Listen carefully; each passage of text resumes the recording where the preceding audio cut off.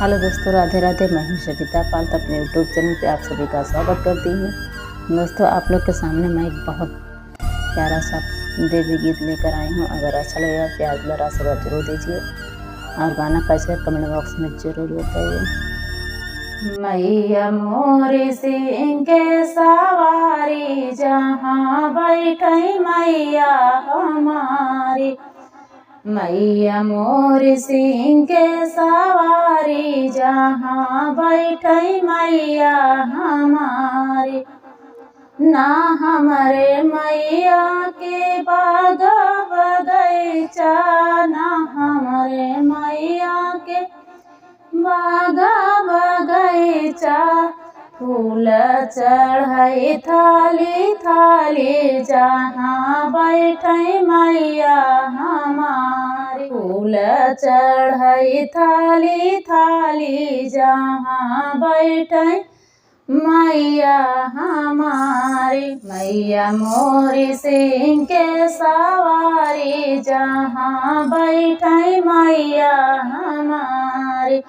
ना हमारे मैया के खेती बारी, ना हमारी मैया के खेती बारी, फल फूल चढ़ाई थाली थाली जहाँ बैठी मैया हमारी। मैया मोरी सिंह के सवारी जहाँ बैठी मैया हमारी। मैया मोरी सिंह के सवारी जहाँ बैठी मैया हमारी। मैया मोरी सिंह के सवारी जहाँ बैठी मैया हमारी।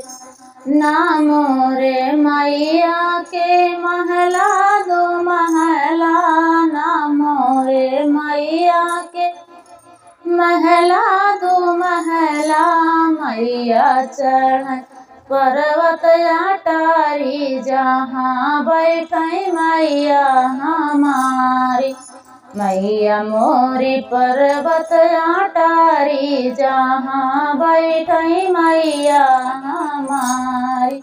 मैया मोरी सिंह के सवारी जहाँ बैठी मैया हमारी। ना मोरे मैया के गाड़ी घोड़ा, ना मोरे मैया के गाड़ी घोड़ा, मैया मोरी शेर के सवारी जहाँ बैठी मैया हमारी। मैया मोरी शेर के सवारी जहाँ बैठी मैया हमारी। मैया मोरी सिंह के सवारी जहाँ बैठी मैया हमारी। ना मोरे मैया के खेती बारी, ना मोरे मैया के खेती बारी, अक्षत चढ़ाई थाली थाली जहाँ बैठी मैया हमारी। अक्षत चढ़ाई थाली थाली जहाँ बैठी मैया हमारी। हर दोस्तों, गाना कैसा कमेंट बॉक्स में जरूर बताइए।